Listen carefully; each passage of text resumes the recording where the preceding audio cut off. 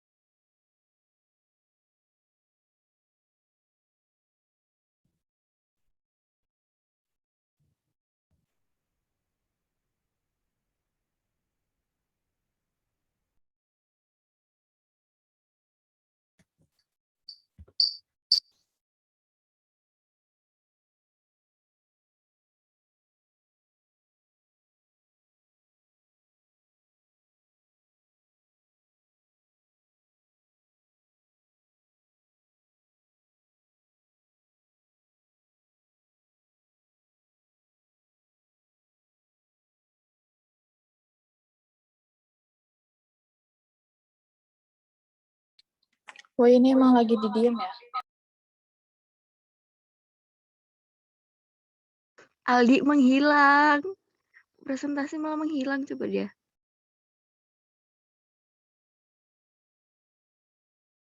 Yang ini aja dulu, Indah ini.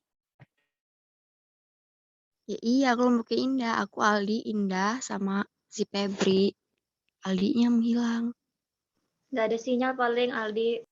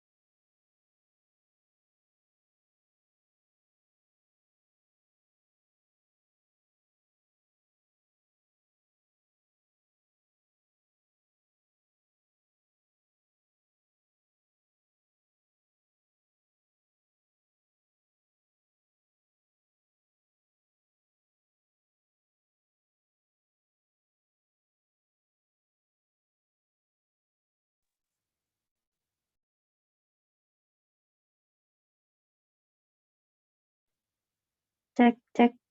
Kedengeran, guys? Kedengeran. Kedengeran. Oke, kita mulai. Assalamualaikum warahmatullahi wabarakatuh.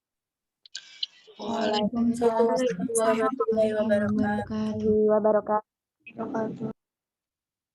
Kami dari kelompok 1 yang beranggotakan Aldi Sidnan Uhailal Wafa, Febri Nugraini, Helen Lela Ulfarida, dan Indah Permatasari.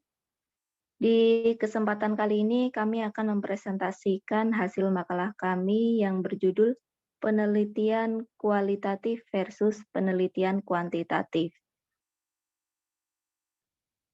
Oke, sebelum dijelaskan lebih lanjut, saya akan membacakan pengertian dari penelitian kualitatif.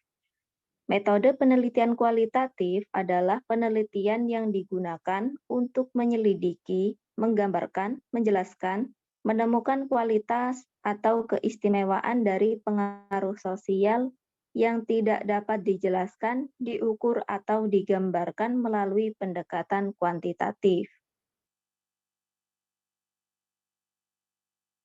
Nah, yang kedua, penelitian kuantitatif. Penelitian kuantitatif merupakan metode untuk mencari dan mengumpulkan data yang dapat diukur dengan presentase atau angka. Biasanya, data akan diproses lebih lanjut menggunakan teori, model, dan rumus matematika. Dan dari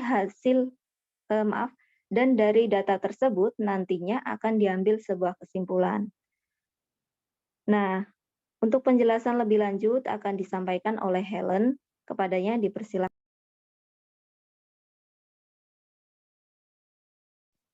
Selanjutnya yaitu perbedaan-perbedaan antara penelitian kualitatif dan kuantitatif. Yang pertama, desain penelitian. Kualitatif bersifat umum, fleksibel, dan dinamis. Penelitian kualitatif sendiri dapat berkembang selama proses penelitian berlangsung. Sedangkan penelitian kuantitatif memiliki sifat yang khusus, terperinci, dan statis. Alur dari penelitian kuantitatif sendiri sudah direncanakan sejak awal dan tidak dapat diubah lagi. Yang selanjutnya yaitu perbedaan analisis data. Kualitatif dapat dianalisis selama proses penelitian berlangsung, sedangkan kuantitatif dapat dianalisis pada tahap akhir sebelum laporan. Perbedaan selanjutnya yaitu istilah subjek penelitian. Kualitatif memiliki subjek penelitian yang biasa disebut dengan narasumber, sedangkan kuantitatif memiliki subjek penelitian yang biasa disebut dengan responden.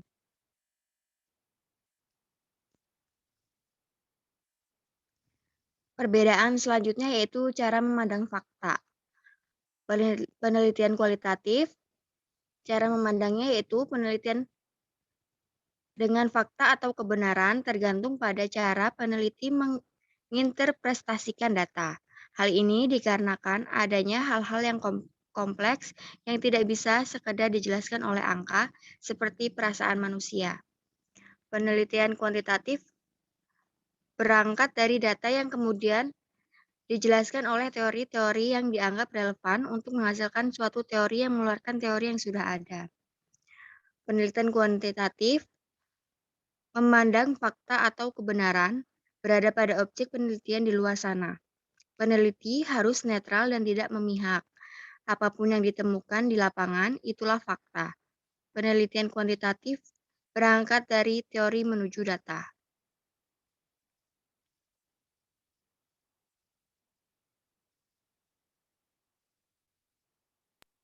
Oke, materi selanjutnya akan dibacakan oleh Indah.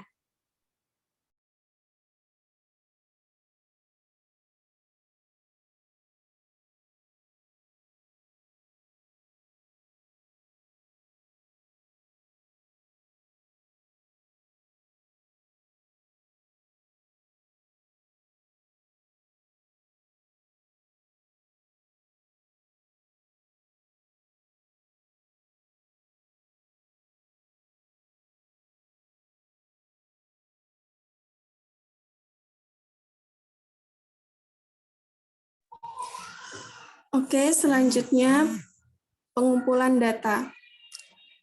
Kualitatif, penelitian kualitatif lebih berfokus pada sesuatu yang tidak bisa diukur oleh hitam putih kebenaran, sehingga pada peneliti mengorek data sedalam-dalamnya atas hal-hal tertentu. Sehingga kualitas penelitian kualitatif tidak terlalu ditentukan oleh banyaknya narasumber yang terlibat, tetapi seberapa dalam peneliti menggali informasi spesifik dari narasumber yang dipilih. Selanjutnya itu kuantitatif. Pengumpulan data dilakukan dengan menggunakan serangkaian instrumen penelitian berupa tes atau kuesioner. Data yang terkumpul kemudian dikonversikan menggunakan kategori atau kriteria yang sudah ditetapkan sebelumnya. Kualitas penelitian kuantitatif ditentukan oleh banyaknya responden penelitian yang terlibat.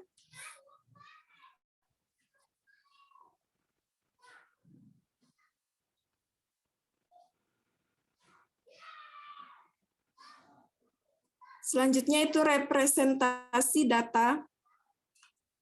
Kualitatif, hasil penelitian kualitatif berupa interpretasi peneliti akan sebuah fenomena, sehingga laporan penelitian akan lebih banyak mengandung deskripsi.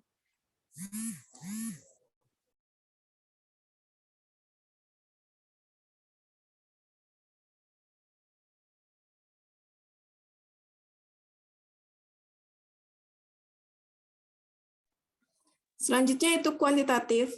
Hasil penelitian kuantitatif dipresentasikan dalam bentuk hasil perhitungan matematis. Hasil perhitungan dianggap sebagai fakta yang sudah terkonfirmasi. Kebahasan penelitian kuantitatif sangat ditentukan oleh validitas dan reliabilitas instrumen yang digunakan.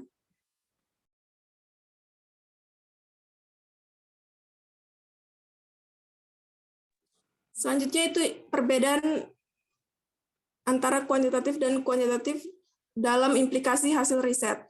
Yang pertama, kualitatif, hasil penelitian kualitatif memiliki implikasi yang terbatas pada situasi-situasi tertentu. Sehingga hasil penelitian kualitatif tidak bisa digeneralisasi dalam setting berbeda.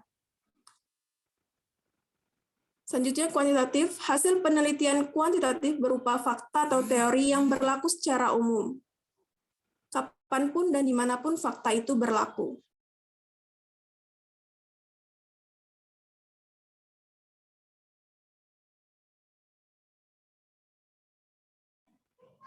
Macam metode untuk kualitatif, fenomenologi, etnografi, studi kasus, historis, grounded theory.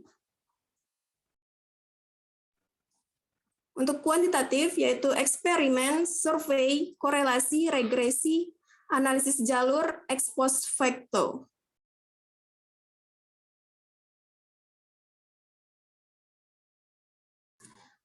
Untuk tujuan penelitian, kualitatif memperoleh pemahaman mendalam, mengembangkan teori, mendeskripsikan realitas dan kompleksitas sosial. Untuk kuantitatif, menjelaskan hubungan antar variabel, menguji teori, melakukan generalisasi fenomena sosial yang diteliti.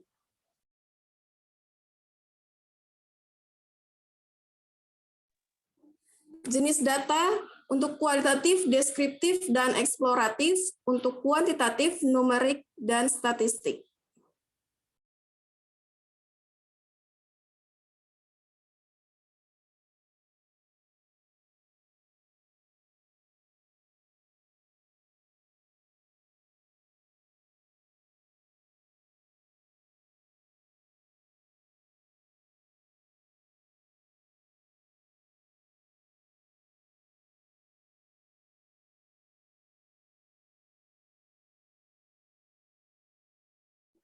Selanjutnya, Oke, contoh untuk data penelitian. kualitatif akan dijelaskan oleh Helen.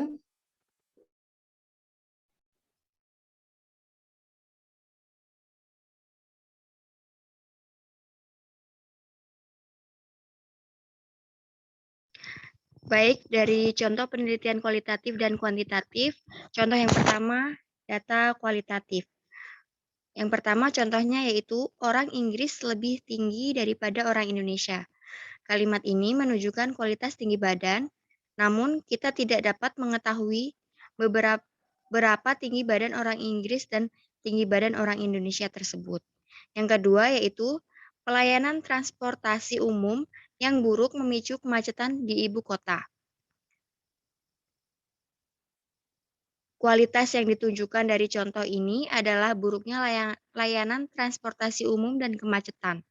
Namun, kita tidak mengetahui panjang kemacetan yang terjadi, jumlah kendaraan, dan sebagainya. Selanjutnya, contoh data kuantitatif. Yang pertama, harga BBM naik ke angka Rp11.000. Contoh ini merupakan data kuantitatif karena angkanya jelas yaitu naik menjadi Rp11.000. Contoh yang kedua yaitu seorang mantan karyawan kesulitan membuka usaha karena membutuhkan modal Rp500 juta. Dari contoh kuantitatif ini,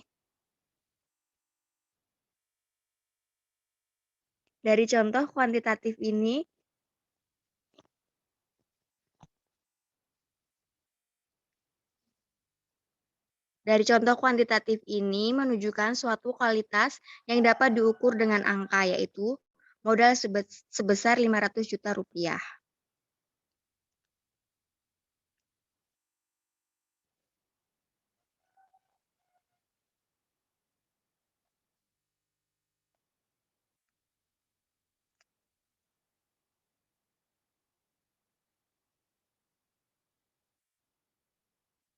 Oke, next materi akan dijelaskan oleh Febri.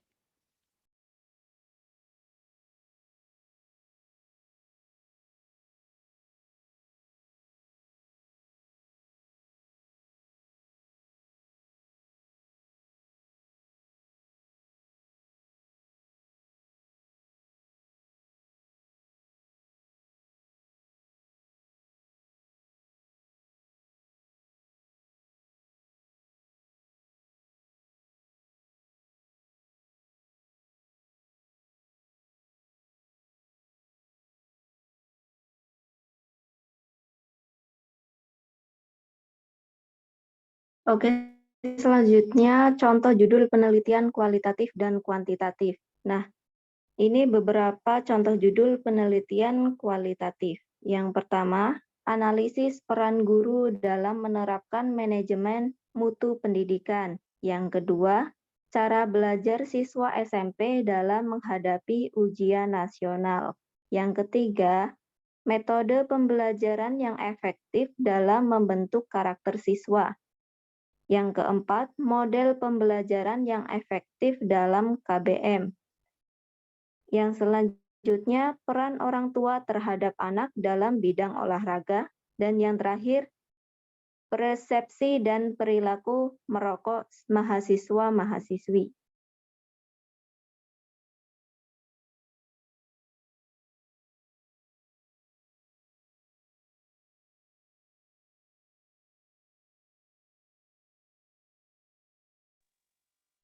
Kemudian contoh judul penelitian kuantitatif, yang pertama hubungan minat baca dan motivasi pada siswa. Yang kedua hubungan kecerdasan emosional antara prestasi belajar, pengaruh bimbingan belajar dan motivasi pada prestasi belajar, pengaruh keluarga dan minat baca antara prestasi belajar, pengaruh media pembelajaran dan kecerdasan emosional pada hasil belajar, dan pengaruh metode pembelajaran dan kecerdasan emosional pada hasil belajar.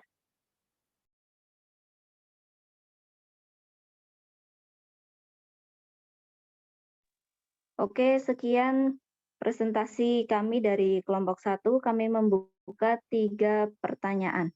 Dipersilakan. Febri izin bertanya. Ya, silakan. Tolong jelaskan apa perbedaan narasumber dan responden. Terima kasih. Sama-sama. Ada lagi? Febri izin bertanya.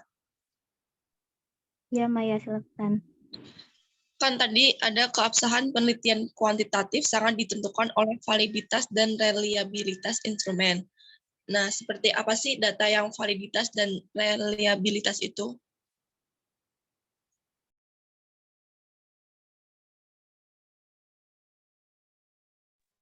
Oke, Maya. Terakhir, Febri izin bertanya. iya silakan. Bisakah penelitian kuantitatif dan penelitian kualitatif digunakan secara bersamaan? Jelaskan. Makasih. Oke, terima kasih untuk para penanya. Baik, di sini kami akan menjawab pertanyaannya satu persatu.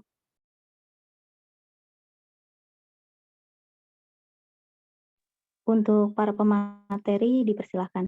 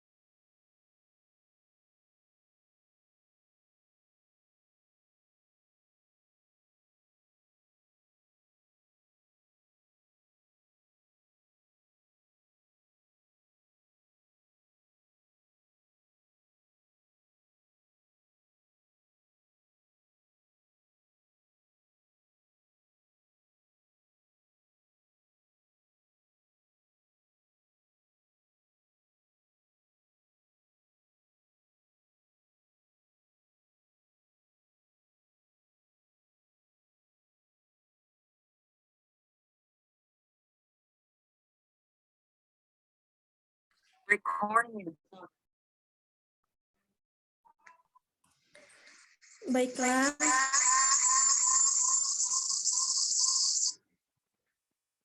Saya akan menjawab pertanyaan dari Alvini. Pertanyaannya adalah, bisakah penelitian kuantitatif dan penelitian kualitatif digunakan bersama? Jelaskan.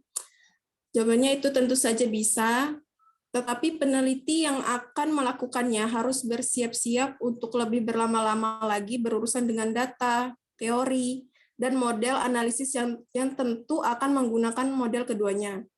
Menurut saya, daripada pusing-pusing melakukan metode campuran, mengapa tidak memilih satu metode saja tetapi dengan penguasaan yang sempurna? Bagaimana, Alvini? Baik, Indah. Sudah jelas, terima kasih.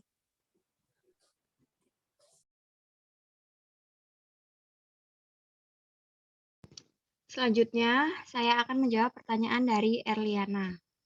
Pertanyaannya, apa perbedaan narasumber dan responden? Kalau responden diartikan sebagai penjawab. Penjawab itu atas pertanyaan yang diajukan dalam kepentingan penelitian. Kalau narasumber diartikan sebagai orang yang memberi atau orang ini menjadi sumber informasi, mengetahui secara jelas informasi-informasi tersebut di dalam penelitian. Seperti itu Erliana. Apakah sudah jelas? Sudah, terima kasih. Oke. Oke, pertanyaan terakhir dari Maya. Keabsahan penelitian kuantitatif sangat ditentukan oleh validitas dan reliabilitas instrumen. Nah, seperti apa sih data yang valid dan reliable itu?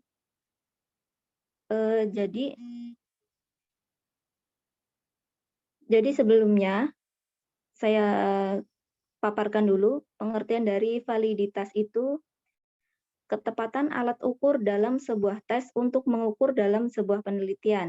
Nah, sedangkan reliabilitas itu mengukur sejauh mana pengukuran tadi dapat dipercaya karena keajekannya. Artinya data yang valid dan reliable itu adalah data yang diperoleh menggunakan alat ukur atau instrumen yang tepat. Contohnya, kalau penelitian kuantitatif itu pakai angket misalnya. Dan jika angket itu digunakan untuk beberapa kali, maka hasilnya ajek. Data yang diperoleh itu tidak abal-abalan dan tentunya sudah dapat digunakan secara legal dalam penelitian. Gitu Maya, gimana? Baik Febri, terima kasih. Sama-sama.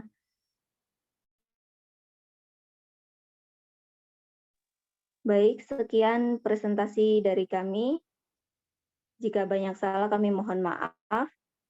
Terima kasih atas partisipasinya. Kami akhiri. Wassalamualaikum warahmatullahi wabarakatuh. Waalaikumsalam warahmatullahi wabarakatuh. Wabarakatuh.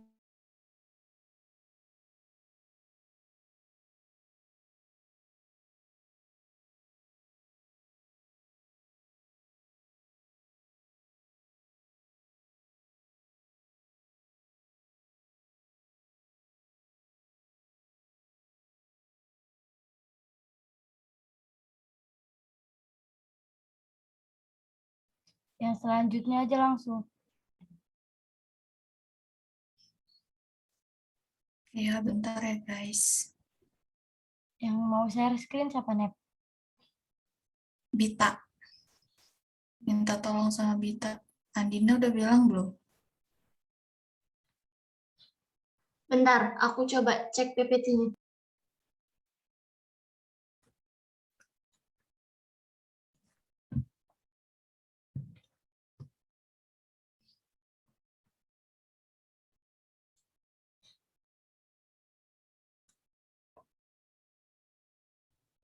Ervan ada kan di sini?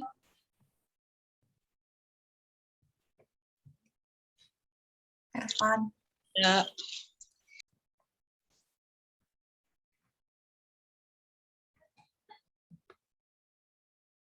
Frita boleh kirim PPT-nya nggak? Ternyata baru ada yang kelompok 1. Oh iya, bentar Nevrita. Nevrita kirim ya. Oke.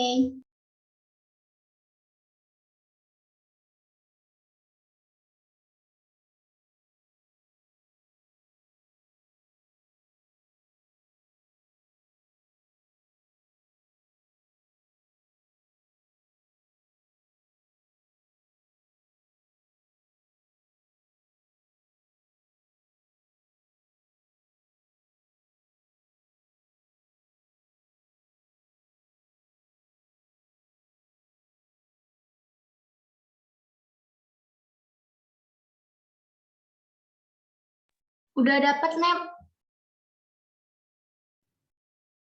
Kenapa? Udah.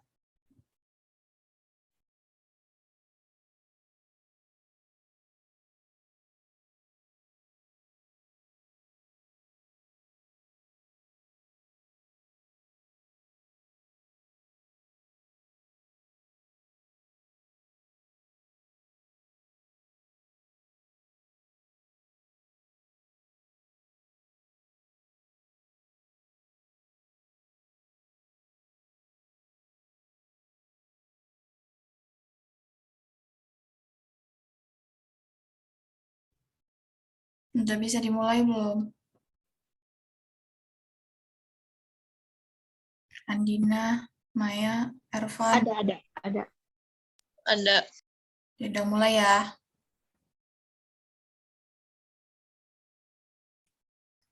Baiklah, sebelumnya Assalamualaikum warahmatullahi wabarakatuh. Waalaikumsalam. warahmatullahi Wabarakatuh. Kami dari kelompok 2 yang beranggotakan Andina Karisa, Ervan Dewantara, Mayada Ayu Khairunisa, dan saya sendiri Nevrita Wanda akan mempresentasikan materi kita yang kedua yang berjudul Research Question, Hypothesis, and Assumption. Materi pertama akan dibacakan oleh Ervan Dewantara.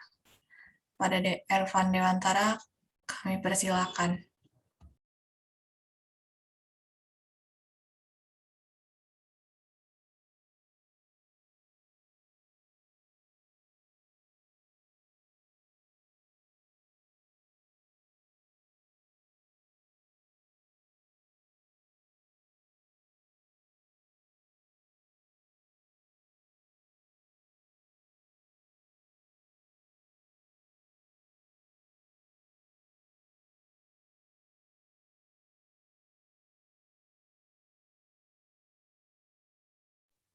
Ervan, ada di mute ini nggak sih Ervan?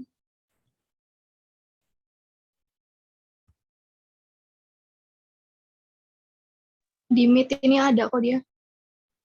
Baiklah, materi pertama akan dibacakan oleh Mayada. Mayada, kami persilakan. Baik, yang pertama yaitu research question. Pertanyaan penelitian adalah persoalan yang harus dijawab peneliti pada sebuah proyek penelitian, di mana jawaban dari pertanyaan penelitian akan bisa membantu memecahkan masalah dari penelitian. Untuk membuat pertanyaan penelitian, pertama peneliti harus menentukan jenis penelitian apa yang akan dilaksanakan. Apakah itu penelitian kualitatif, campuran, atau kuantitatif. Syarat pertanyaan penelitian yang pertama, apa yang dibutuhkan atau what is need, dan apa yang tersaji atau what is available. Yang kedua, apa yang harus terjadi atau perspektif, dan apa yang kenyataannya terjadi atau deskriptif. Yang ketiga, apa yang diinginkan atau what is expected, dan apa yang diperoleh what is achieved. Selanjutnya,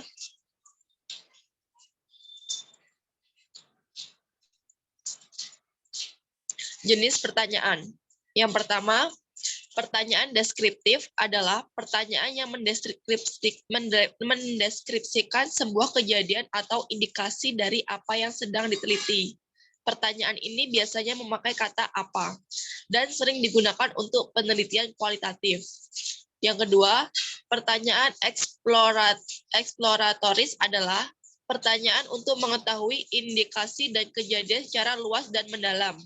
Pertanyaan jenis ini biasanya menggunakan kata bagaimana dan lumrah untuk dipakai pada penelitian kualitatif. Yang ketiga, pertanyaan eksplanatoris adalah pertanyaan yang menjabarkan alur terjadi fenomena yang berhubungan dengan penelitian yang sedang dilaksanakan. Pertanyaan jenis ini dalam prakteknya menggunakan kalimat apa ada kaitan atau pertalian serta dampak antara variabel Y dan X. Pertanyaan ini sering digunakan untuk penelitian kuantitatif. Selanjutnya akan dijelaskan oleh Neprita. Oke, baiklah. Selanjutnya materi tentang hipotesis. Hipotesis sendiri berasal dari dua penggalan kata, yaitu hipo yang berarti di bawah dan tesa yang berarti kebenaran. Hipotesis sendiri adalah pernyataan yang diterima secara sementara sebagai suatu kebenaran sebagaimana adanya pada saat fenomena dikenal dan merupakan dasar kerja serta panduan dalam verifikasi. Kemudian, adapun ciri-ciri hipotesis. Yang pertama, ciri-ciri hipotesis yang baik adalah sebagai berikut. Yang pertama, hipotesis harus menyatakan hubungan. Yang kedua, hipotesis harus sesuai dengan fakta. Yang ketiga, hipotesis harus berhubungan dengan ilmu serta sesuai dengan tumbuh kembangnya ilmu pengetahuan. Kemudian yang keempat, hipotesis harus dapat diuji. Yang kelima, hipotesis harus sederhana. Dan yang keenam, maaf PPT-nya nggak kelihatan. Sebentar ya.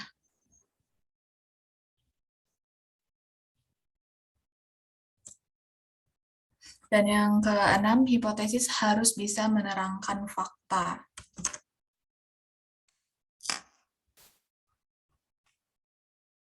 Next.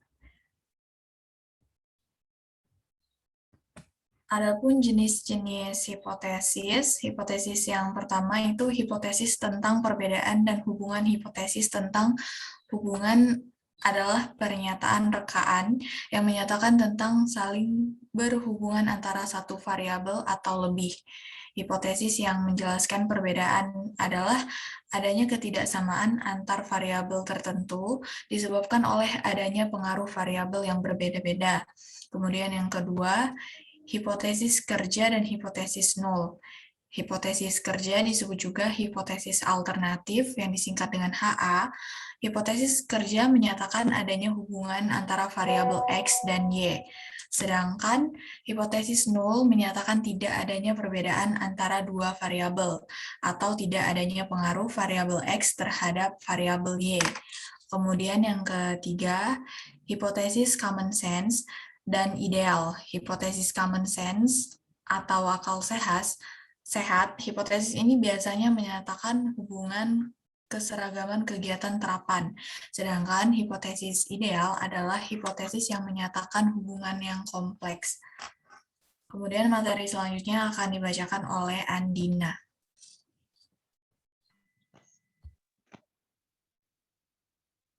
Baiklah, yang berikutnya adalah asumsi. Asumsi penelitian adalah anggapan-anggapan dasar tentang suatu hal yang dijadikan pijakan berpikir dan bertindak dalam melaksanakan penelitian.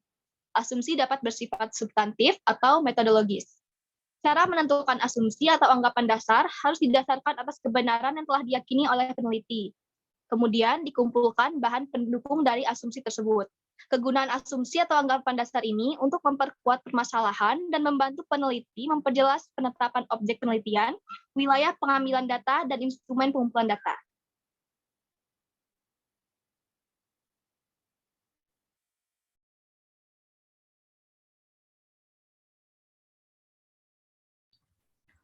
Oke, baiklah. Sekian presentasi dari kami. Jika ada yang ingin bertanya, kami membuka termin pertama dengan 3 pertanyaan. Yang ingin bertanya, kami silakan. Izin bertanya, Nefrita. Ya, silakan, Gina. Apa saja yang harus dilakukan dalam menggali hipotesis? Terima kasih. Sama-sama, selanjutnya. Izin bertanya. Anggun ya? Iya. Bagaimana cara mendefinisikan hipotesis sebagai hubungan yang diperkirakan secara logis? Oke, baik. Selanjutnya, pertanyaan terakhir. Saya. Ya, Ada nggak sih cara mudah untuk menentukan asumsi? oke, baiklah. Kami minta waktu sebentar untuk menjawab pertanyaan dari teman-teman semua.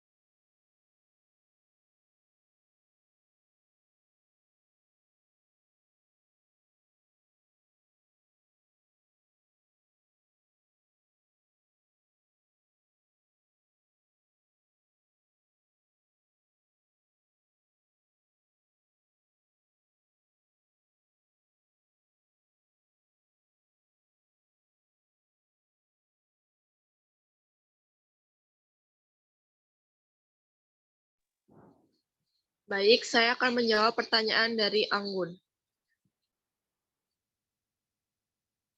Tadi pertanyaannya kan, definisikan hipotesis sebagai hubungan yang diperkirakan secara logis. Menurut Sekaran, mendefinisikan hipotesis sebagai hubungan yang diperkirakan secara logis di antara dua atau lebih variabel yang diungkap dalam bentuk pernyataan yang dapat diuji. Hipotesis merupakan jawaban sementara atas pertanyaan penelitian. Dengan demikian, ada keterkaitan antara perumusan masalah dengan hipotesis. Karena perumusan masalah merupakan pertanyaan penelitian. Pertanyaan ini harus dijawab hipotesis. Jawaban hipotesis ini didasarkan pada teori dan empiris yang telah dikaji dalam kajian teori sebelumnya. Bagaimana, Anggun? Baik, terima kasih Mayada. Sama-sama.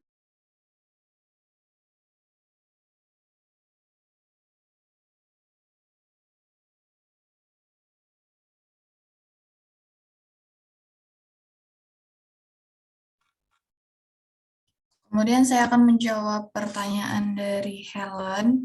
Pertanyaannya bagaimana cara menentukan asumsi? Cara menentukan asumsi atau anggapan dasar harus didasarkan atas kebenaran yang telah diyakini oleh peneliti. Sebagai bahan pendukung asumsi atau anggapan dasar, sebaiknya peneliti melakukan studi perpustakaan untuk mengumpulkan teori-teori dari buku maupun penemuan dari penelitian. Apa yang sudah dibaca sebaiknya dicatat pada kartu-kartu atau catatan. Pada setiap kartu dicantumkan sekaligus sumber keterangan yang diambil agar tidak ada kesulitan apabila bukunya pinjaman atau sukar ditemukan. Kegunaan asumsi atau anggapan dasar ini untuk memperkuat permasalahan dan membantu peneliti memperjelas menetapkan objek penelitiannya, wilayah pengambilan data, dan instrumen pengumpulan data. Bagaimana, Helen? Apakah sudah jelas dengan jawabannya? Terima kasih Nevita atas jawabannya. Sama-sama. Kemudian pertanyaan dari Gina Sabita akan dijawab oleh teman kita, Andina Karisa.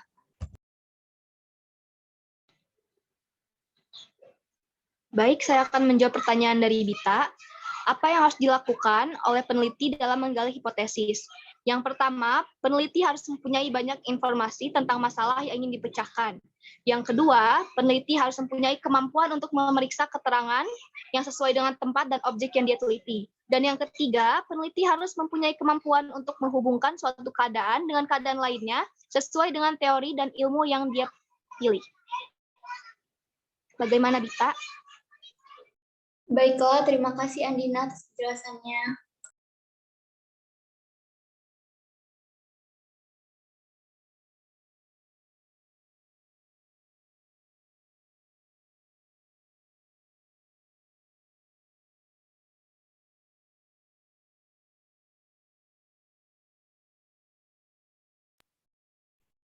Baiklah, kami membuka sesi pertanyaan termin kedua untuk 3 orang penanya. Kami persilakan yang ingin bertanya di termin kedua.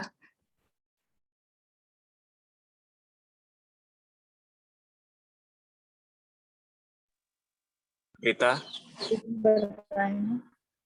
Ya, Hafid, apa pertanyaannya? Kan tadi sudah dijelaskan mengenai research question. Nah, pertanyaan saya, adakah beberapa contoh pertanyaan yang ada di penelitian? Jika ada, apa saja? Terima kasih. Oke, selanjutnya. Izin bertanya. Ya, Juwita. Apakah fungsi dari hipotesis itu sendiri? Bisa diulangi, Juwita, suaranya kurang jelas. Apakah fungsi dari hipotesis itu sendiri? Oke. Kemudian ada lagi yang ingin bertanya? Pertanyaan terakhir. Izin bertanya. Ya, Riza. Apakah perbedaan asumsi dan hipo? Oke, baiklah.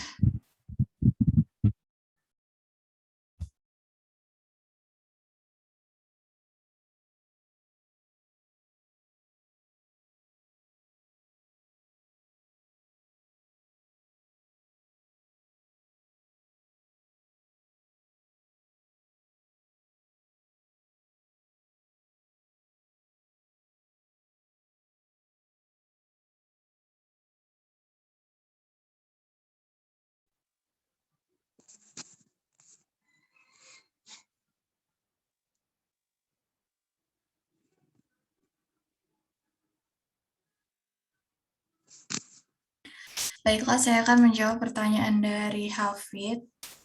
Yaitu Hafid tadi meminta contoh dari pernyataan penelitian itu sendiri. Nah, contoh pertanyaan kualitatif dan kuantitatif itu baik dari segi deskripsi atau eksploratif dan eksplanatif itu sebagai berikut ya, Hafid. Pertanyaan penelitian jenis deskriptif itu bisa seperti ini. Apa saja rencana yang digunakan guru untuk mengembangkan pembelajaran di kelas? Kemudian pertanyaan penelitian jenis yang eksploratif itu bisa dengan pertanyaan yang seperti ini. Bagaimana metode pembelajaran yang digunakan guru untuk mengembangkan kualitas siswa dan menyerap pengetahuan? Dan yang terakhir itu pertanyaan penelitian yang jenisnya eksplanatif, yaitu bagaimana dampak metode pembelajaran ceramah pada hasil pembelajaran siswa. Bagaimana Hafid, apakah cukup untuk contohnya? Thank you, I get it. Oke.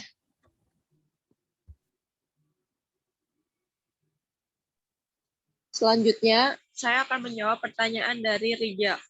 Apa perbedaan asumsi dan hipotesis? Kalau asumsi itu tidak untuk diuji, tetapi sudah otomatis menjadi dasar tindakan. Sementara hipotesis adalah prediksi terhadap apa yang akan dihasilkan dari penelitian yang dilakukan peneliti. Bagaimana Rija, bisa dipahami? Baik, terima kasih Maya.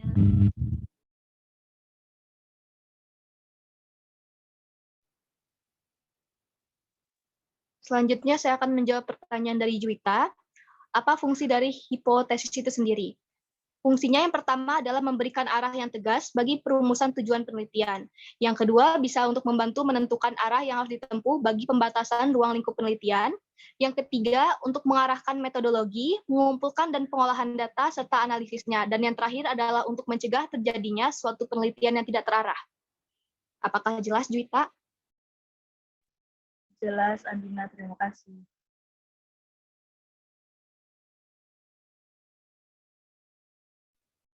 Baiklah, semua pertanyaan di termin kedua sudah kami jawab. Jika tidak ada yang ingin, apakah ada yang ingin menambahkan dari diskusi ini? Jika tidak, diskusi pada hari ini dari kelompok 2 kami tutup. Kami akhiri. Wassalamualaikum warahmatullahi wabarakatuh. Waalaikumsalam warahmatullahi wabarakatuh. Terima kasih. Udah guys, recordnya stopin. 5 absennya. Waalaikumsalam.